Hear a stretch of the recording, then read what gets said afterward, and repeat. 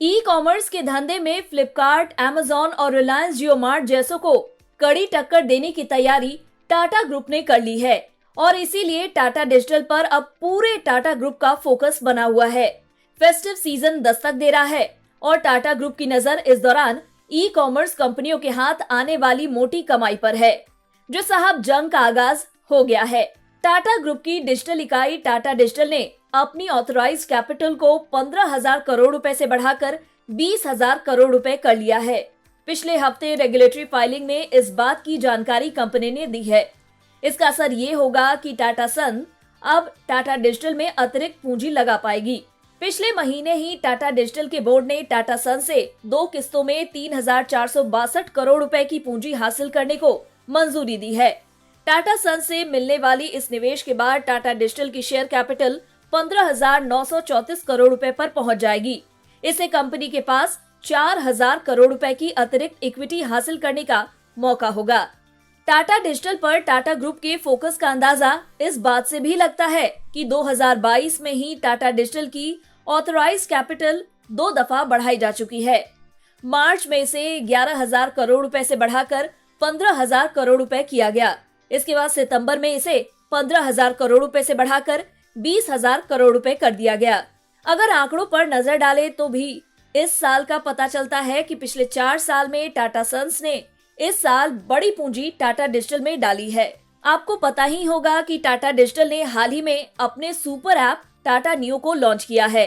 अपने e commerce धंधे को धार देने के लिए टाटा डिजिटल ने ई ग्रोसरी प्लेटफॉर्म बिग बास्केट और फार्मेसी ऐप 1mg को पिछले साल खरीद लिया है।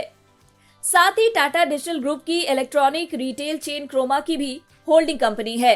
इस तरह से टाटा डिजिटल पूरे ई कॉमर्स बिजनेस में अपनी पहुंच और दबदबे को कायम करना चाहती है। रिलायंस से लेकर टाटा तक डिजिटल कारोबार पर फोकस की वजह भी है। पिछले 1 दशक में देश के कोने कोने तक ऑनलाइन रिटेलर्स पहुंच गए हैं। खास तौर पर फेस्टिव सीजन में बिग बिलियन डे और दूसरे ऑफर से साल के कुल कारोबार का बड़ा हिस्सा इसी दौरान ई कॉमर्स कंपनियों को मिलता है। पहले इस धंधे में फ्लिपकार्ट और अमेजॉन का ही दबदबा था, लेकिन अब टाटा और रिलायंस जैसों की नजर इस पर है और इस फेस्टिव सीजन में इन कंपनियों के बीच तगड़ा मुकाबला दिखाई दे सकता है। फेस्टिव सीजन के कारोबार के आंकड़े इन कंपनियों को कड़ी जंग के लिए उत्साहित कर रहे हैं। अपनी हालिया रिपोर्ट में रेडसीयर ने कहा है कि इस साल फेस्टिव सीजन सेल के पहले हफ्ते में ही बिक्री 28% बढ़कर 5.9 अरब डॉलर पर पहुंच जाएगी। पूरे फेस्टिव सीजन के दौरान ई कॉमर्स कंपनियों की सेल्स 11.8 अरब डॉलर पर पहुंचने की उम्मीद है। पिछले साल यानी 2021 में फेस्टिव सीजन सेल्स 9.2 अरब डॉलर रही थी। गैजेट्स और फैशन कैटेगरी इनमें सबसे ऊपर रहते हैं। रिपोर्ट्स के मुताबिक इस साल ई कॉमर्स कंपनियों के फैशन कैटेगरी का कारोबार 16.4 अरब डॉलर पर पहुंच जाएगा। यही नहीं, फेस्टिव सीजन के दौरान ही 5 लाख से ज्यादा अस्थायी नौकरियां भी पैदा होंगी ताकि बढ़ी हुई मांग को पूरा किया जा सके। फेस्टिवल्स पर होने वाली इसी भारी कमाई ने देश के दिग्गज टाटा ग्रुप को इस मैदान में उतार दिया है।